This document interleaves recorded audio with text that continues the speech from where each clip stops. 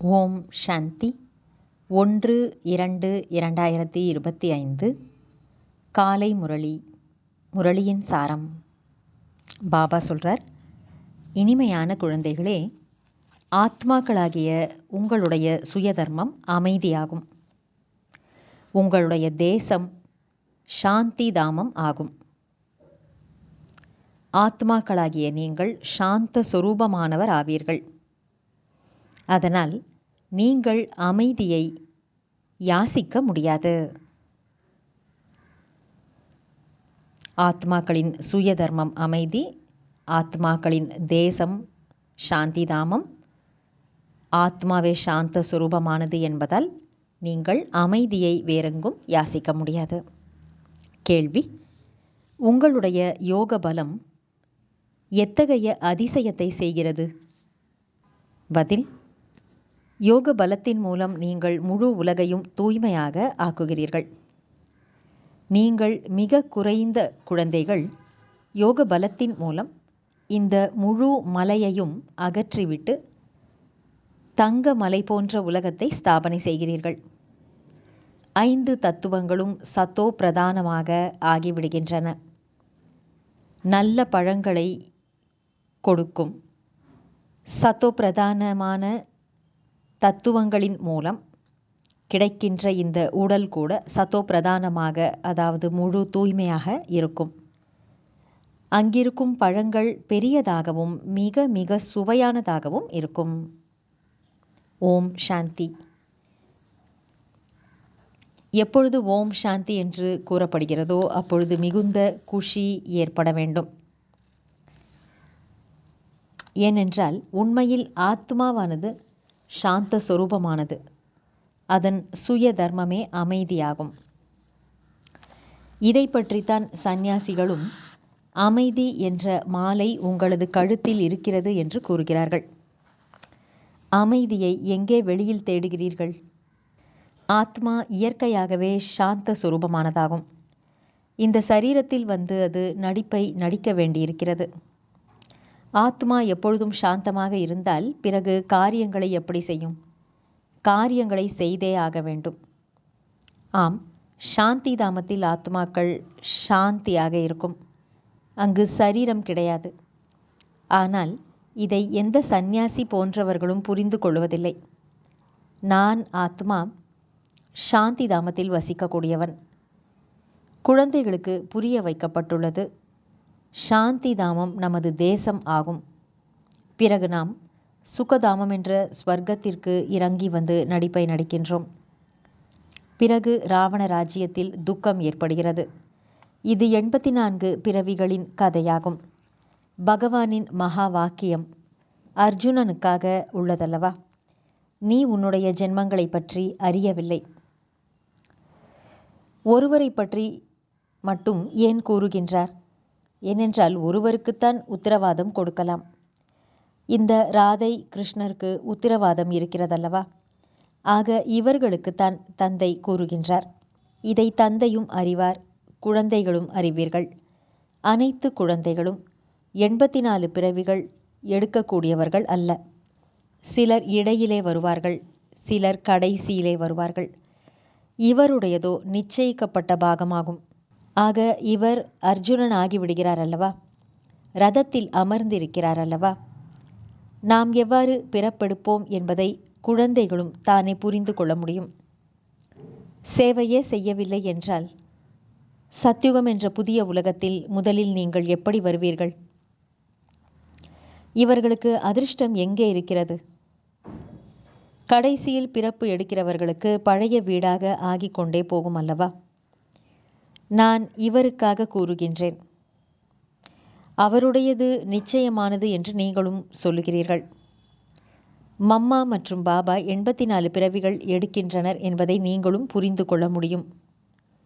குமாரக்கா, ஜனக் போன்ற, அதாவது பிரகாஷ்மணி தாதி, ஜானகி தாதி போன்ற மகாரதிகளும் 84 பிறவிகள் எடுக்கிறார்கள். யார் சேவை செய்யவில்லையோ அவர்கள் அவசியம் சில பிறவிகளுக்கு பின்னால் வருவார்கள். நாம் தோல்வி அடைந்து விட்டோம், கடைசியில் வருவோம் என்பதை புரிந்து கொள்கின்றனர். பள்ளியில் ஓட்டப்பந்தயத்தில் ஓடி எல்லை வரை சென்றுவிட்டு பிறகு மீண்டும் திரும்பி வருவார்கள் அல்லவா?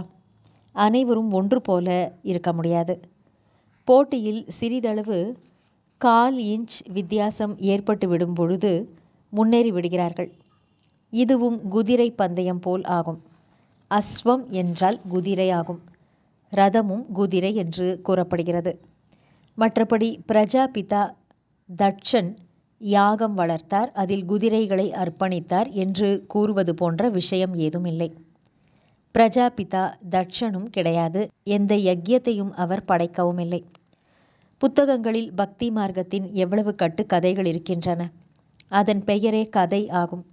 பல கதைகளை கேட்கிறார்கள். நீங்கள் இதை படிக்கிறீர்கள். படிப்பை ஒருபொழுதும் கதை என்று கூறுவதில்லை. பள்ளியில் படிப்பு கற்பிக்கப்படுகிறது. அதற்காக லட்சியம், குறிக்கோள் இருக்கிறது.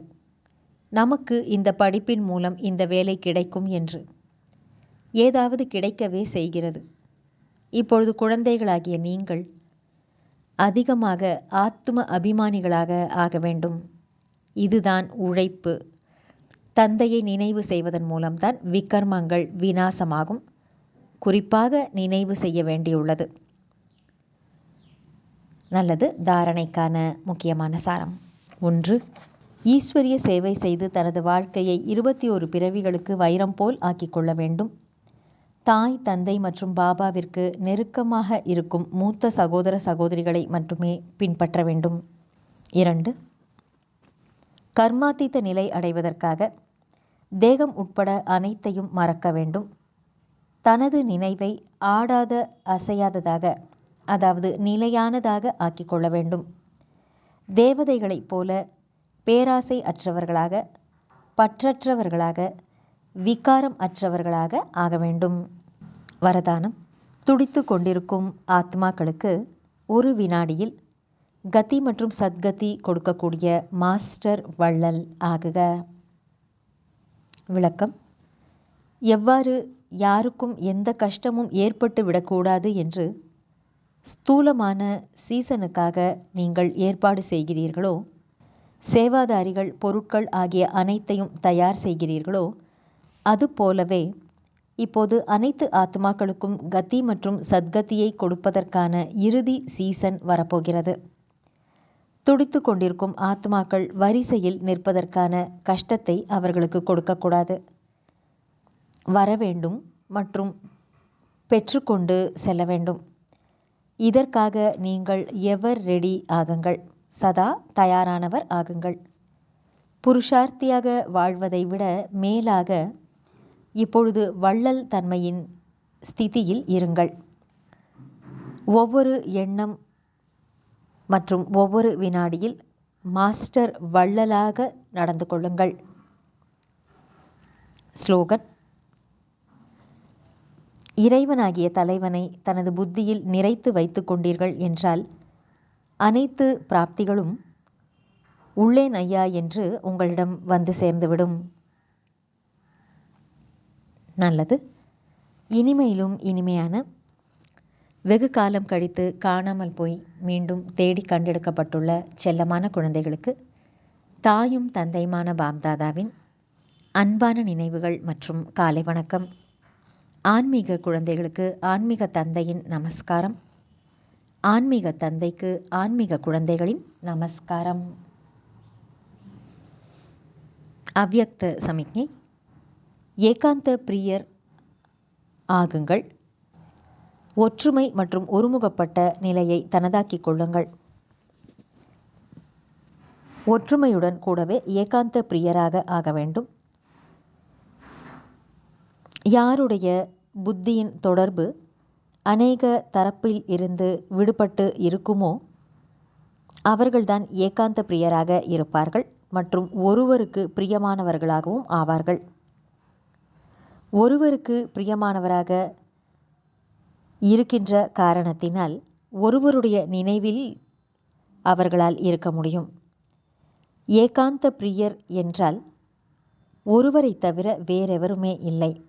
அனைத்து சம்பந்தங்கள் மற்றும் அனைத்து சுவைகளையும் ஒருவரிடமிருந்து பெறுபவர்தான் ஏகாந்த பிரியராக ஆக முடியும்.